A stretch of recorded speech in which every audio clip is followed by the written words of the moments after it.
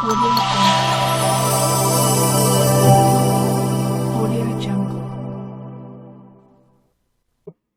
नमस्कार एवरीवन, कैसे आप सब लोग। आई होप आप लोग बहुत अच्छे होंगे और अपनी पढ़ाई बहुत अच्छे से कर रहे हैं। प्लीज अपनी पढ़ाई को बहुत अच्छे से कीजिए और इन क्लासेस का फुल यूटिलाइजेशन कीजिए। और अभी तक किसी ने भी अगर इस चैनल को सब्सक्राइब नहीं किया है तो प्लीज सब्सक्राइब दिस चैनल और अपने फ्रेंड्स के साथ भी शेयर कीजिए ताकि आप सभी को इन क्लासेस का पूरा बेनिफिट मिल सके। और अपने स्टडी रिलेटेड किसी भी डाउट के लिए आप मुझे इस नंबर पर व्हाट्सएप कर सकते हैं या कमेंट में पूछ सकते हैं, जो भी आपको कन्वीनियंट लगे। ओके बच्चा लोग, चलो अपनी मैथ्स क्लास को हम स्टार्ट करते हैं।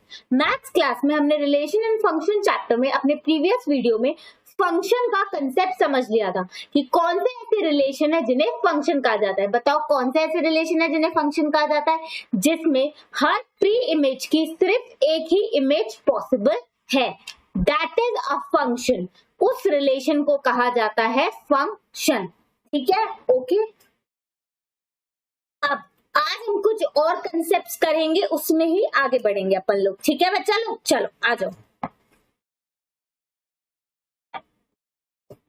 बहुत ध्यान से अच्छे से समझना और कोशिश करना कि हमें 100% सब कुछ समझ में आए।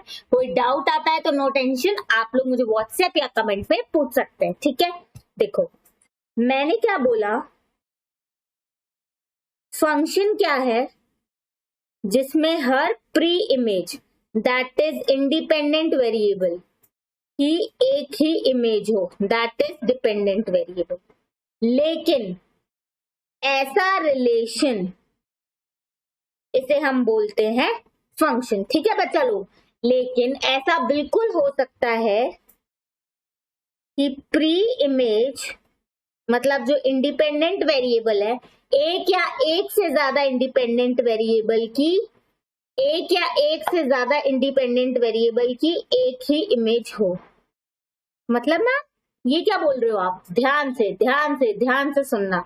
मैंने क्या बोला, जो फंक्शन है वो भी एक रिलेशन तो है ही, पर ऐसा रिलेशन जिसमें ये जो पेयर बनते हैं ना, ऑर्डर्ड पेयर, इसका जो फर्स्ट एलिमेंट होता है वो रिपीट नहीं हो सकता, एक ही बार आता है। That means her pre image की सिर्फ एक इमेज हो सकती है। दैट मीन्स वो इंडिपेंडेंट वेरिएबल डिपेंडेंट वेरिएबल के किसी भी एक एलिमेंट के साथ ही पेयर बना सकता है, उससे ज्यादा नहीं। ये हमने प्रीवियस वीडियो में बहुत अच्छे से समझा है। किसी को डाउट है आप प्रीवियस वीडियो देख सकते हैं या व्हाट्सएप पे पूछ सकते हैं। ठीक है, ओके। पर मैं अभी आप लोगों से क्या बोल रही हूं, मैं बोल रही हूं ऐसा तो हो सकता है ना, जैसे सेट है 1 2, ओके, और सेट है 3 4। ठीक है, ऐसा कोई रिलेशन तो हो सकता है ना। जैसे ये 1 इंडिपेंडेंट वेरिएबल, इसका भी इमेज 3 है, मतलब इस प्री इमेज की इमेज 3 है, और 1 4 के साथ पेयर नहीं बना पा रहा। मतलब ठीक है, ये फंक्शन हो सकता है क्योंकि इस इंडिपेंडेंट वेरिएबल की एक ही इमेज पॉसिबल है 3। इस इंडिपेंडेंट वेरिएबल की एक ही इमेज पॉसिबल है 3। ओके मैम, ठीक है। अब हो सकता है ऐसा रिलेशन हो जिसमें 2 की इमेज भी 3 ही आए, मतलब 2 भी एक इंडिपेंडेंट वेरिएबल है, उसकी इमेज भी 3 ही आए। मतलब ए, ये जो इंडिपेंडेंट वेरिएबल्स है, ए रिलेटेड टू बी है, इसीलिए ए पहले आएगा। मतलब ए सेट के एलिमेंट्स इंडिपेंडेंट वेरिएबल यानी कि एक्स होंगे ऑर्डर्ड पेयर में। ठीक है, अब देखो एक्स होंगे, मतलब एक्स जो है वो रिपीट नहीं हो रहा। 1 पेयर में एक ही बार आ रहा है, 2 पेयर में एक ही बार आ रहा है। मतलब इंडिपेंडेंट वेरिएबल डिपेंडेंट वेरिएबल के किसी एक ही एलिमेंट के साथ पेयर बना पा रहा है। 1 सिर्फ 3 के साथ पेयर बना पा रहा है, 4 के साथ नहीं। ठीक है, लेकिन 2 भी 3 के साथ पेयर बना पा रहा है, 4 के साथ नहीं। ठीक है, मतलब बना तो एक ही एलिमेंट के साथ पा रहा है ना, सिर्फ एक ही एलिमेंट के साथ बना पा रहा है ना, 4 के साथ तो नहीं बना पा रहा, 3 के साथ बना पा रहा है, 4 के साथ तो नहीं बना पा रहा ना। मतलब इंडिपेंडेंट वेरिएबल भी पेयर अपना तो एक ही एलिमेंट के साथ बना पा रहा है ना जी। हाँ जी, लेकिन दोनों के दोनों इंडिपेंडेंट वेरिएबल एक ही डिपेंडेंट वेरिएबल के साथ पेयर बना पा रहे हैं। तो ऐसा बिल्कुल हो सकता है। फंक्शन इस चीज के लिए मना नहीं करता, फंक्शन तो ये बोलता है कि भाई फंक्शन वो चीज है जहां इंडिपेंडेंट वेरिएबल डिपेंडेंट वेरिएबल के सिर्फ एक एलिमेंट के साथ पेयर बना पा रहा है, उससे ज्यादा नहीं।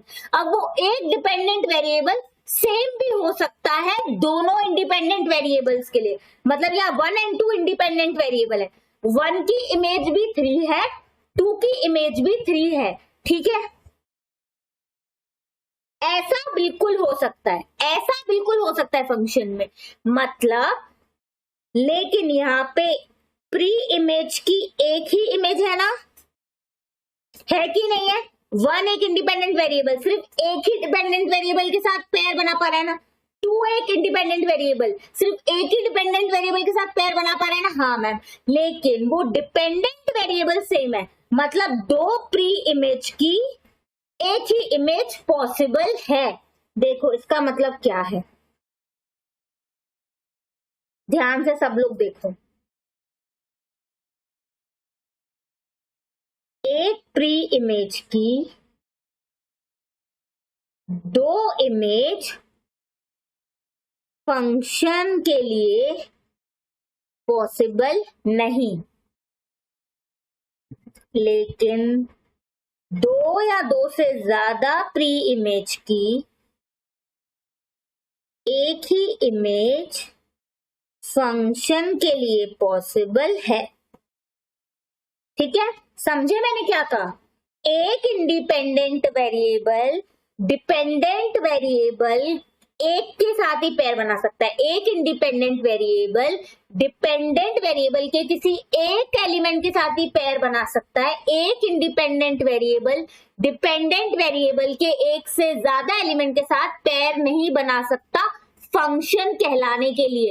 ऐसे रिलेशन को फिर फंक्शन नहीं कहेंगे, उस रिलेशन को फंक्शन कहेंगे जिसमें एक प्री इमेज की सिर्फ एक ही इमेज पॉसिबल हो।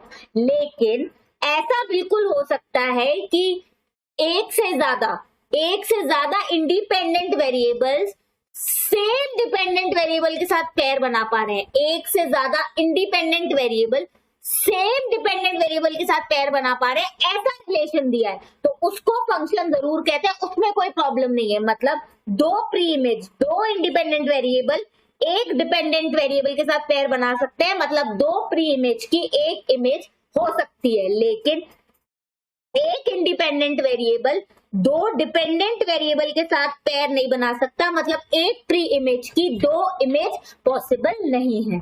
ये क्लैरिटी मुझे देनी थी आपको फंक्शन में। ये हमें एक्सरसाइज 2.3 का एक क्वेश्चन आएगा जिसमें ये चीज बहुत हेल्प करेगी आप लोग के लिए। ओके, ये क्लियर हो गया, अब आगे बढ़ते हैं। ठीक है जी, अब देखो फंक्शन भी एक रिलेशन ही होता है, ऐसा रिलेशन जिसमें एक प्री इमेज की एक इमेज पॉसिबल है, ठीक है, पर होता तो रिलेशन है। रिलेशन मतलब उसमें भी सेट बनता है जिसके अंदर ऑर्डर्ड पेयर आते हैं, X Y X Y X Y, इस तरीके के ऑर्डर्ड पेयर्स आते हैं जिसमें एक्स होता है इंडिपेंडेंट वेरिएबल, वाई होता है डिपेंडेंट वेरिएबल। मतलब जो रिलेशन दिया है जैसे ए रिलेटेड टू बी, 2 सेट का, तो जो सेट पहले लिखा है वो होगा, उसके एलिमेंट्स होंगे इंडिपेंडेंट वेरिएबल, वो बनेंगे एक्स, और जो सेट बाद में आएगा उसके एलिमेंट्स होंगे वाई, वो डिपेंडेंट वेरिएबल बनेंगे। इतना तो सबको क्लियर है। और मैंने ये भी बताया था जो भी रिलेशन हमने लिखा है, जो रिलेशन हमने लिखा है, फंक्शन भी एक रिलेशन ही होता है, तो मैंने यहाँ पे ऐसा रिलेशन लिखा है जो फंक्शन भी है। ध्यान से सुनना, मैंने आपको क्लियर बताया कि फंक्शन भी रिलेशन तो है, ऐसा रिलेशन जो फंक्शन की कंडीशन को सेटिस्फाई करता है उस रिलेशन को कहा जाता है क्या, फंक्शन। ठीक है, तो ये कोई ऐसा रिलेशन है जो फंक्शन की कंडीशन को सेटिस्फाई कर रहा है। रिलेशन में डोमेन एंड रेंज क्या होती थी, रिलेशन में डोमेन एंड रेंज वो होती थी, वो रिलेटेड सेट जिसके ऑर्डर्ड पेयर का फर्स्ट एलिमेंट होता था डोमेन और जिसके ऑर्डर्ड पेयर का सेकंड एलिमेंट होता था रेंज। ठीक है, ये सबको पता है। तो भाई फंक्शन में भी तो डोमेन और रेंज निकलेंगी, क्यों मैम, फंक्शन भी तो रिलेशन होता है, जैसे रिलेशन में डोमेन एंड रेंज निकलती है फंक्शन में भी डोमेन एंड रेंज निकलेगी। मैम तो ये तो पहले सीख चुके हैं, क्लास खत्म, क्लास। जैसे रिलेशन में कुछ एक्स्ट्रा आपने सीखा ताकि आपको ये समझ में आए कि फंक्शन क्या है, डोमेन और रेंज हम रिलेशन में ही समझ चुके हैं, लेकिन हम कुछ एक्स्ट्रा समझेंगे ताकि हम फंक्शन से रिलेटेड क्वेश्चंस जिसमें डोमेन एंड रेंज निकालने के लिए बोली जाएगी उसे सॉल्व कर पाए। कंसेप्ट सेम है, कुछ एक्स्ट्रा 2-3 चीजें और इसमें सीखेंगे डोमेन एंड रेंज में। ओके बच्चा, चलो आ जाओ। अब मेरी बात सुनना ध्यान से, सबका फुल कंसंट्रेशन चाहिए। ओके,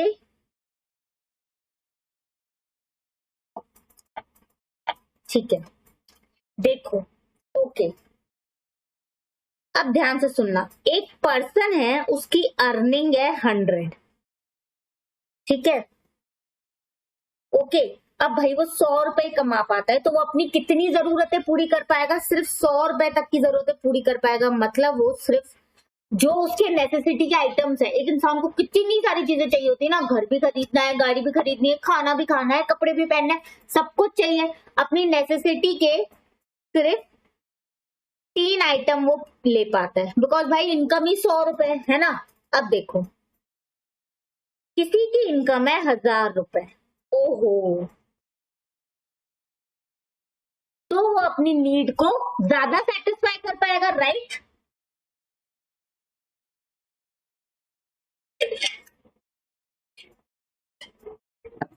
वो अपनी नीड ज्यादा सेटिस्फाई करेगा क्योंकि उसके पास 1000 रुपए, जिसके पास जितना ज्यादा पैसा उतनी ही उसकी हिम्मत होगी ज्यादा पैसे खर्च करने की। जो बेचारा कमाई 100 रुपए है वो तो कम ही चीजें खरीद पाएगा, और जो कमा रहा है 1000 रुपए वो ज्यादा चीजें खरीद पाएगा। यस और नो? यस और नो? राइट, ठीक है। तो भैया 1000 रुपए कमाने वाला आदमी ज्यादा चीजें खरीद पाएगा, वो ले पाता है 10 आइटम। वाह वाह मैम वाह, ठीक है। अब मुझे बताओ, आपने इकोनॉमिक्स में पढ़ा होगा, क्या पढ़ा होगा? अनलिमिटेड वांट्स होती है, एक इंसान की जरूरतें कभी पूरी नहीं होती बाबा, कभी पूरी नहीं होती। क्या कोई ऐसा पॉइंट है, क्या कोई इतनी अर्निंग है जिस पर एक इंसान अनलिमिटेड नीड्स को सेटिस्फाई कर पाए? क्या ऐसा पॉसिबल है? अनलिमिटेड नीड मतलब दुनिया की जितनी चीजें आप गिन नहीं सकते हो, मतलब टिल इंफिनिटी पूरा कर पाए, क्या ऐसा पॉसिबल है? आप लोग बताइए, क्या ऐसा पॉसिबल है? कितना पैसा कमाऊं कि दुनिया की सारी चीजें खरीद लूं, ऐसा पॉसिबल है? आप लोग बताइए। नहीं, नहीं पॉसिबल है ना जी, क्योंकि आप लोगों ने सुना होगा इंसान की जरूरतें कभी पूरी नहीं होती, वो कितना भी पैसा कमा ले, ऐसा कितना भी पैसा कमा ले, ऐसा कोई पॉइंट नहीं होगा, ऐसी कोई अर्निंग नहीं होगी उसकी जिस पर वो दुनिया की सारी चीजें खरीद ले, अपनी अनलिमिटेड वांट्स को जिस चीज पर पूरा कर सके, इन्फिनिटी तक जाए, मतलब जो काउंटेबल ही ना हो कि भाई 5 आइटम 10 आइटम काउंट, पता दुनिया में कितनी सारी चीजें काउंटेबल ही नहीं है, अपनी सारी अनलिमिटेड वांट्स को पूरा कर पाए, इन्फिनिटी तक की नीड को पूरा कर पाए। इतनी इनकम बनी नहीं है, कोई इतना कमा ही नहीं सकता, हर किसी का कुछ ना कुछ तो छूटेगा ही। मुकेश अंबानी ही क्यों ना हो, वो भी कितना भी कमा ले, कुछ ना कुछ तो उससे भी छूटेगा कि यार ये पूरा नहीं कर पा रहा। सिर्फ आइटम के केस में नहीं होता नीड, यहाँ पे मैंने आइटम्स के केस में लिखा है, पर नीड बहुत सारी चीजों की होती है कि यार टाइम नहीं दे पा रहा फैमिली को, कि यार है ना खुद के लिए जिम नहीं कर पा रहा। नीड्स तो बहुत सारी होती है, monetary and non monetary, right? ठीक है, तो कोई इंसान ऐसा कोई पॉइंट नहीं होता, इतना पैसा कभी कोई नहीं कमा सकता कि वो अपनी सारी अनलिमिटेड वांट्स पूरी कर सके, कुछ ना कुछ तो छूटे ही कि यार ये नहीं कर पा रहे। आपने देखा है कि जिसके पास एक कार होती है उसे 2 कार चाहिए, जिसके पास साइकिल होती है उसे बाइक चाहिए, है ना, है ना, है ना। अभी रिसेंटली मूवी आई थी बवाल, वैसे अच्छी नहीं है बिल्कुल भी, मैंने देखी, जो वरुण धवन एंड जानवी कपूर की, हाँ राइट। उस मूवी पे नहीं चले जाना, उस मूवी से समझना है। उस मूवी में वो यही बताना चाह रहे थे कि जैसे हिटलर ने ना वर्ल्ड वॉर करके सारी चीजों का कब्जा करा था, ठीक है, उसने कब्जा करा था, तो उसने क्या करा, जितना भी चीज उसने हासिल करी, उसके पास अपना पूरा खुद का शहर था बढ़िया, उसके बाद भी बंदा खुश नहीं रहा, उसने क्या किया, दूसरों सिटीज और कंट्रीज पे हमला किया, उसको वो भी चाहिए, ठीक है। तो हम लोग हिटलर को कितनी गालियां देते हैं, हाँ हिटलर कितना बुरा इंसान है, क्या हम सब लोग कहीं ना कहीं वैसे नहीं है ना, थोड़े बहुत। कैसे हमारे पास जो होता है, क्या हम उससे कभी खुश होते हैं? बिल्कुल नहीं। जिसके पास साइकिल है वो हमेशा गाड़ी वाले को देखता है, कैसे? ओ काश मेरे पास गाड़ी होती। जिसके पास गाड़ी है वो हमेशा कार वाले को देखता है, काश कार होती। जिसके पास एक कार है वो देखता है काश 2 कार होती। जिसके पास 2, काश 3 कार होती। दैट मीन कोई भी ऐसा पॉइंट नहीं हो सकता, इतना पैसा नहीं हो सकता कि सारी अनलिमिटेड वांट्स को पूरा कर सके। मतलब इन्फिनिटी तक की डिमांड, इन्फिनिटी तक की नीड को पूरा कर सके, जो डिफाइंड टर्म्स में ही नहीं हो, अनगिनत, जिसको गिन ही नहीं सकते, ऐसी अनगिनत अनलिमिटेड वांट्स पूरी कर सके, इतना पैसा बना ही नहीं है, इतना कोई कमा ही नहीं सकता। ठीक है, ठीक है, लेकिन अच्छा पैसा तो कमा सकते हैं ना। इसीलिए बोला जाता है, क्या बोला जाता है, मैम आप इकोनॉमिक्स क्यों पढ़ा रहे हो? बेटा कंसेप्ट ही पढ़ा रही हूँ, पर ये कंसेप्ट आपको जो एग्जाम्पल है आपको पूरा कंसेप्ट क्रिस्टल क्लियर कर देगा, बस सुनते जाओ और बवाल मूवी से बाहर आओ। हो गया एग्जाम्पल, समझ लिया सबने? ठीक है, जिसको देखनी है वीकेंड पे देखना, अभी पढ़ाई करो, इतनी अच्छी नहीं है वैसे, चलो अब पढ़ाई करो। ओके, बट हाँ उससे जो सीखने को मिला, हर मूवी हमें कुछ ना कुछ जरूर सिखाती है। ठीक है, तो जो पॉइंट सीखने को मिला वो मैंने आपको बताया। ठीक है, अनलिमिटेड बॉन्ड्स मैंने लिंक कर दिया। ओके, लेकिन ये जरूर बोला जाता है कि अर्निंग कैपेसिटी,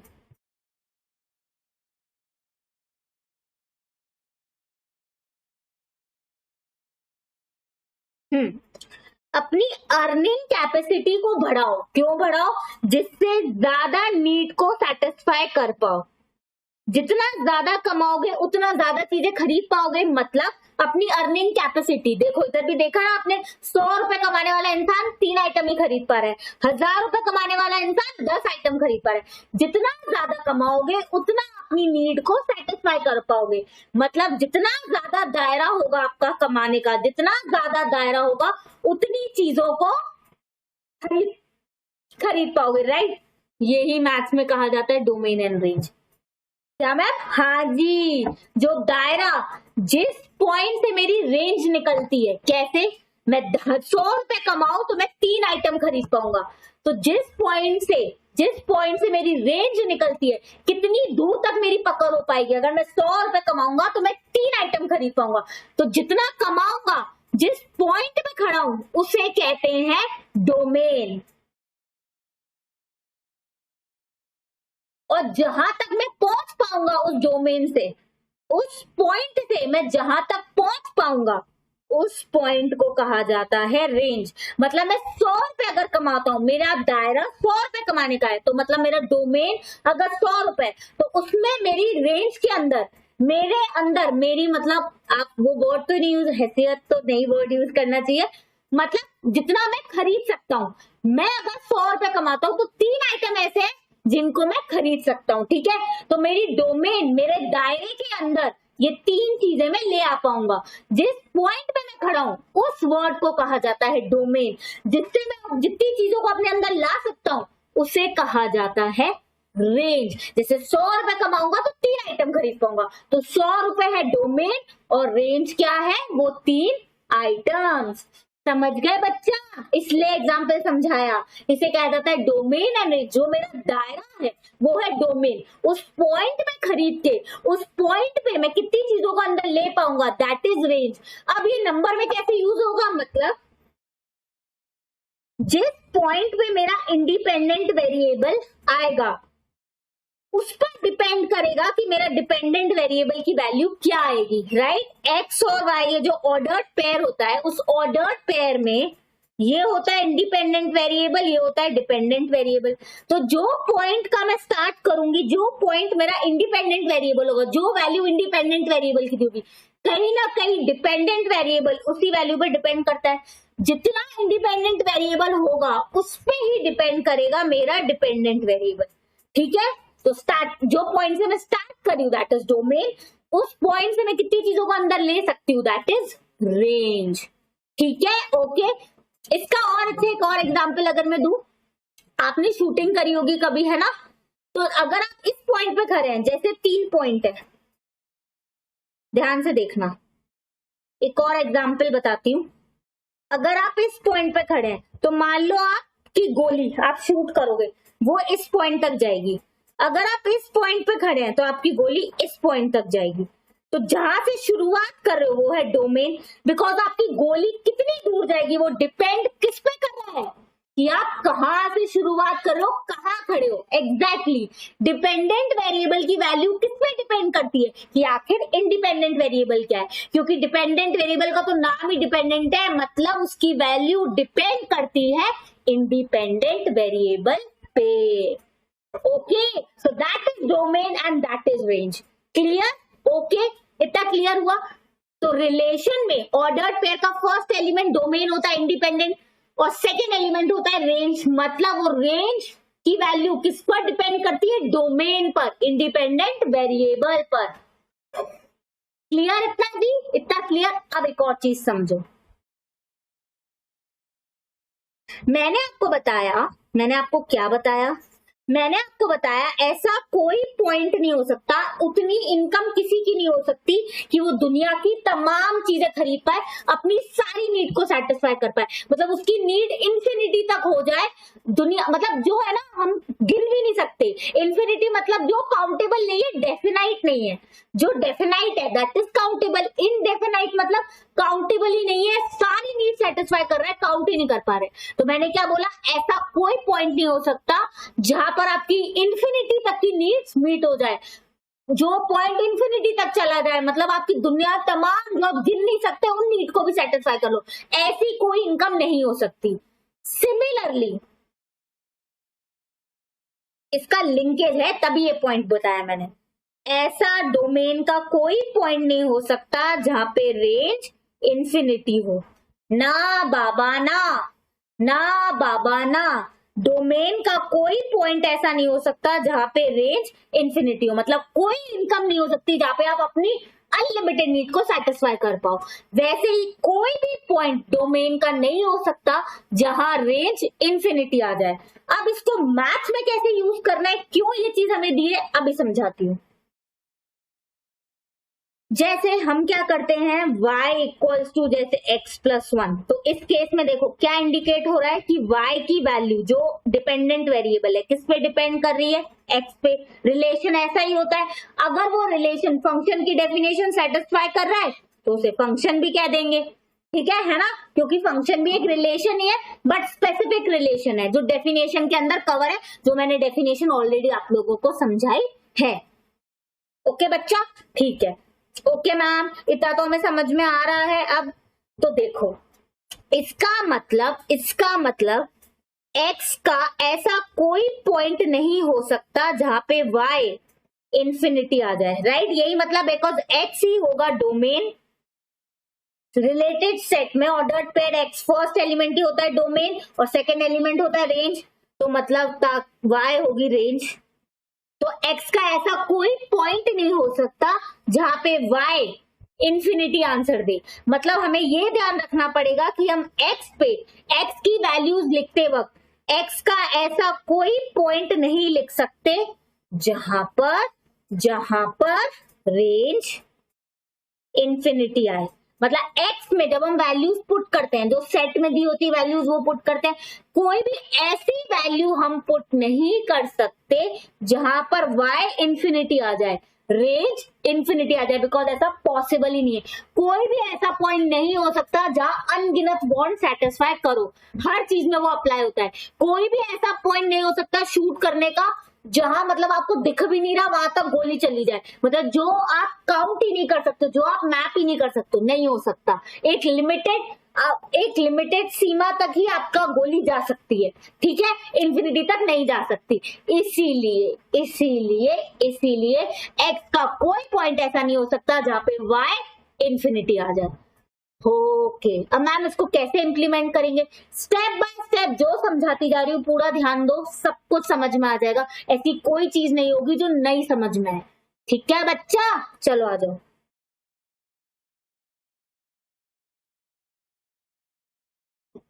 मतलब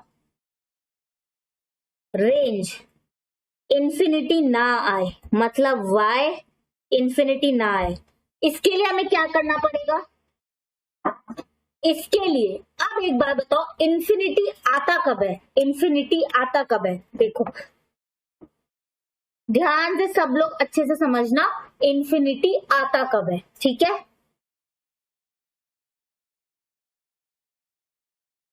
इंफिनिटी तब आता है जैसे इंफिनिटी नंबर, मतलब कोई नंबर ही नहीं आ रहा, कोई डिफाइंड वैल्यू ही नहीं आ रही है। ऐसा कब हो पाता है, ध्यान से समझना, ऐसा कब होता है जब 1 डिवाइड बाय 0, 1 डिवाइड बाय 0 हो, 1 डिवाइड बाय 0, ठीक है, 1 डिवाइड बाय 0, ठीक है। ऐसा कब होगा, ऐसा कब होता है तो क्या आता है, कोई वैल्यू नहीं आती है, डेफिनाइट टर्म्स नहीं आता, नॉन डेफिनाइट वैल्यू आती है। नॉन डेफिनाइट मतलब इंफिनिटी, पॉसिबल कोई डेफिनाइट 1 2 50 60 कोई डेफिनाइट वैल्यू आ ही नहीं रही है जिसको मेजर कर सके, नॉन मेजरेबल वैल्यू आती है जब 1 डिवाइड बाय 0 होता है। या फिर रूट में माइनस लिखा हो, रूट हो उसके अंदर कोई नंबर माइनस में हो, जो आंसर है जैसे -2 या -3 या कोई भी नंबर, इसको सॉल्व करना पॉसिबल नहीं है, इसकी भी इनडेफिनाइट नॉन डेफिनाइट वैल्यू आती है। तभी इन दो नंबर्स को इरैशनल नंबर्स भी कहते हैं, नंबर की डेफिनेशन में काउंट ही नहीं करते, इन्हें रियल नंबर्स नहीं कहा जाता है। मैंने आप लोगों को बताया था रियल नंबर्स, रियल नंबर्स हमारे क्या होते हैं, रियल नंबर्स होते हैं हमारे, चाहे नेगेटिव हो चाहे पॉजिटिव हो, कंप्लीट नंबर हो होल नंबर हो, लेकिन सारे के सारे डेफिनाइट वैल्यू वाले आते हैं। तो ऐसे नंबर जो सॉल्व ही नहीं हो सकते, जो इंफिनिटी आए, ऐसा नंबर कब आएगा, जब 1 डिवाइड बाय 0 हो या रूट में माइनस हो। तो अब ये अगर होता है तो इंफिनिटी आता है, मतलब रेंज इंफिनिटी नहीं आ सकती है, रेंज इंफिनिटी नहीं आ सकती है, ये मैंने आपको पहले ही बताया। मतलब ऐसा कोई नंबर नहीं आ सकता जिसको सॉल्व करने पर जैसे 1 डिवाइड बाय 0 हो जाए, y की वैल्यू 1 डिवाइड बाय 0 हो जाए तो इंफिनिटी आ जाएगा, लेकिन रेंज इंफिनिटी हो नहीं सकती। या y की वैल्यू रूट माइनस एक्स आ जाए, ऐसा भी नहीं करना है, वरना तो बाबा गलत हो जाएगा, क्योंकि रेंज इंफिनिटी नहीं हो सकती। ओके ठीक है, मैम इसका यूज कैसे होगा, सम्स में ज्यादा समझ में आएगा, लेकिन मैं भी पहले एग्जाम्पल से भी समझाऊंगी, देखो कैसे यूज होगा। जैसे जैसे जैसे अगर एक चीज दी है y is equals to 1/x, ये रिलेशन दिया है आपके आगे और बोला गया है कि ये फंक्शन भी है, मतलब फंक्शन की डेफिनेशन को ये रिलेशन सेटिस्फाई कर रहा होगा, ठीक है। ये रिलेशन दिया है, आप खुद देखो, y मतलब रेंज बताएगा, रेंज इंफिनिटी नहीं हो सकती है, दैट मीन्स x कोई भी नंबर हो सकता है लेकिन 0 नहीं हो सकता, बिकॉज 1 डिवाइड बाय 0 अगर हो गया तो y तो इंफिनिटी चला जाएगा, जो नहीं नहीं नहीं हो सकता। ऐसे ही क्वेश्चंस आएंगे, मतलब आप क्या लिखोगे, x क्या होगा, अब हमें कोई सेट तो दिया नहीं है तो हम बोलेंगे x सारी दुनिया के नंबर हो सकते हैं, सारी दुनिया के नंबर मतलब real number, negative positive integers, मतलब जो कंप्लीट नंबर हो चाहे फ्रैक्शंस हो, भाई नंबर तो है, डेफिनाइट तो है। 1 डिवाइड बाय 0 तो इंफिनिटी, कोई नंबर ही नहीं है, या नेगेटिव रूट के अंदर माइनस, कोई नंबर ही नहीं है, इंफिनिटी, तो वो नहीं हो सकता, बाकी कोई भी नंबर हो सकता है ना।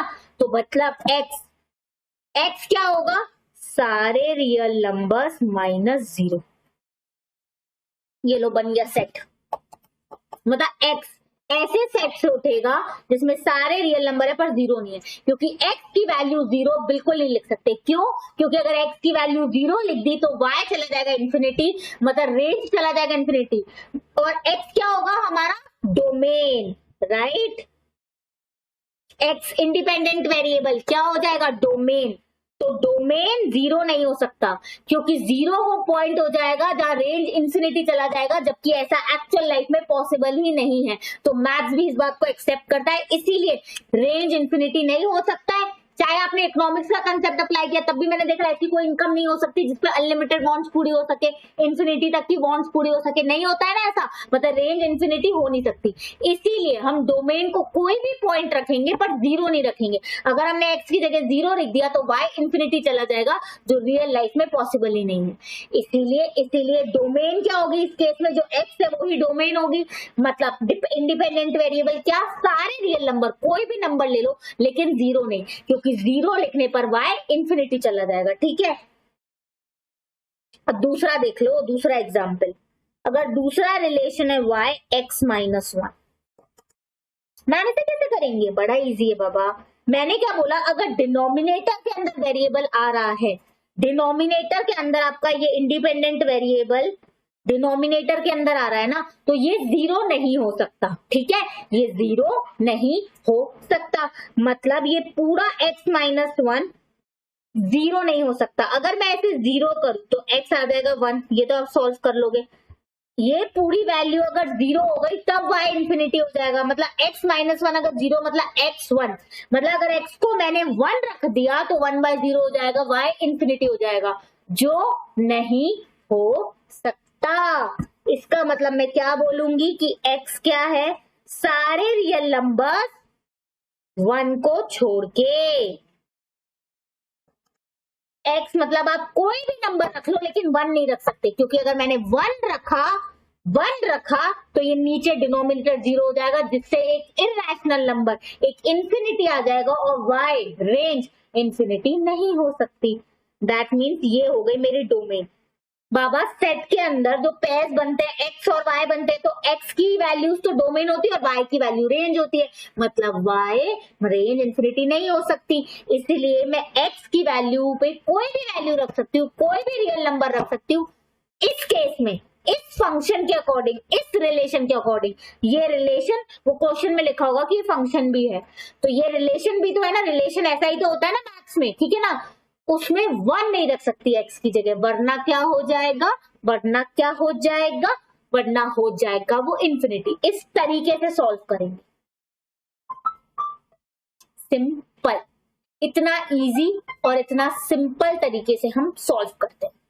ठीक है, और कब इंफिनिटी जाता है, रूट में। ठीक है, मतलब y is equals to root 3 minus X square है, मान लो।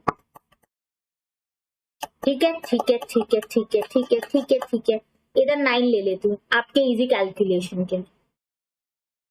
9 माइनस एक्स स्क्वायर है। अगर ये रूट के अंदर नेगेटिव आंसर आ गया, अगेन y इंफिनिटी हो जाएगा, जो नहीं हो सकता। मतलब हमें क्या देखना है, हमें क्या देखना है कि 9 माइनस एक्स नेगेटिव नहीं होना चाहिए, है ना, तो हम इसे सॉल्व करेंगे। 9 माइनस एक्स स्क्वायर ऐसे ही सॉल्व करोगे, मतलब 9 माइनस एक्स स्क्वायर की वैल्यू 0 या 0 से बड़ी होगी, या यहाँ पे 0 हो जाए या पॉजिटिव, 0 से बड़ी नंबर क्या देंगे, पॉजिटिव नंबर, तो चाहे 0 आ जाए चाहे पॉजिटिव नंबर आ जाए, नेगेटिव नहीं होना चाहिए। नेगेटिव हुआ तो y जो रेंज है वो इंफिनिटी हो जाएगी। ठीक है, तो मतलब ये जो 9 माइनस एक्स स्क्वायर है ये 0 या 0 से बड़ा, मतलब अगर इधर चला गया ये, तो इस तरीके से हो जाएगा। ठीक है, ओके ना। अगर मैं इसको देखो ना, मैं ऐसे सॉल्व कर रही हूँ इसको, एक ग्रेटर मतलब 0 ले लो, 9 is equals to X square, है ना, तो x क्या आ जाएगा 3। ठीक है, लेकिन स्क्वायर है तो मतलब x की वैल्यू +3 भी हो सकती है, -3 भी हो सकती है। एक सेकेंड बच्चे लोग, 9 माइनस एक्स स्क्वायर 0 या 0 से बड़ा होना चाहिए, इतना क्लियर है। अगर मैं इक्वल का साइन लेके देखूं 0 या 0 से बड़ा, तो भाई 0 किस पर आएगा, 0 आएगा 9 इक्वल टू एक्स स्क्वायर, मतलब जहां x 3 है, x 3 है। अब ये स्क्वायर है तो या तो 3 ले लो या -3 ले लो, ठीक है ना, x 3 ले लो या -3 ले लो, देखो सामने देखो ना, छोड़ो ऐसे समझो, एक्स स्क्वायर 9, एक्स स्क्वायर 9, तो 3 इंटू 3 भी 9 होगा, और -3 इंटू -3 भी 9 होगा, मतलब x प्लस -3। अब देखो समझ में आया, सिंपल लॉजिक ये देखना है कि मेरा y, मेरा रेंज इंफिनिटी ना बने। वो कब इंफिनिटी बन सकता है, अगर डिनोमिनेटर में वेरिएबल हो, तो मुझे देखना है कि भाई ये डिनोमिनेटर 0 नहीं बनना चाहिए, 0 नहीं, कौन सी वैल्यू पे 0 बन रहा है, वो वैल्यू ना हो के x की और कोई भी वैल्यू हो सकती है, राइट। और अगर रूट में दिया हो तो मुझे ये देखना है भाई ये रूट के अंदर ना नेगेटिव नहीं आना चाहिए, कोई भी वैल्यू आ सकती है बट नेगेटिव नहीं, मतलब वो 0 या 0 से बड़ी वैल्यू आ जाए। तो मैंने देखा 0 की वैल्यू कहाँ आएगी, 3 या -3 पे, ठीक है, तो मतलब उस वैल्यूज के बीच में ही एक्स होना चाहिए, अगर उसके अलावा कोई भी वैल्यू होगी तो नेगेटिव आंसर आ जाएगा। मतलब +-3 0 पे, मतलब वैल्यू क्या है -3 से 0, ये आंसर। ठीक है, ध्यान से सब लोग समझेंगे अच्छे से। मतलब x की वैल्यू इस केस में -3 से 3 के बीच में हो सकती है। ठीक है, बिकॉज ये देखो क्या लिखा है, मैम ऐसे कैसे किया आपने, इधर देखो। हाँ, ये क्या लिखा है, क्या लिखा है, ये मेरा को सॉल्व करने से क्या आया, ये मतलब x की वैल्यू, x² की वैल्यू 9 या 9 से बड़ी होगी, मतलब ये +3 और -3 है ना। x की वैल्यू -3 या 3 के बराबर होगी या उनसे बड़ी होगी, है ना, मतलब इस रेंज के अंदर होगी, -3 से 3। ओके, ठीक है।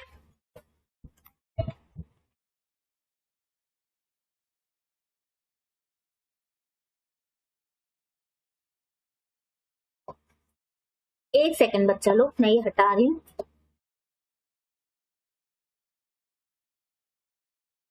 थ्री तक हो सकती है, -3 से 3 तक। अगर 3 से बड़ी हो जाएगी, 3 से बड़ी हो जाएगी तो आंसर नेगेटिव हो जाएगा। जैसे 4 ले लिया मैंने, 4 × 4 16, 9 - 16, आप खुद बताओ क्या आएगा, 10, 7 पर नेगेटिव वाला, क्योंकि ये बड़ा है ना, तो ये फिर से रेंज को इंफिनिटी बना देगा, जो नहीं हो सकता, जो नहीं हो सकता, है ना।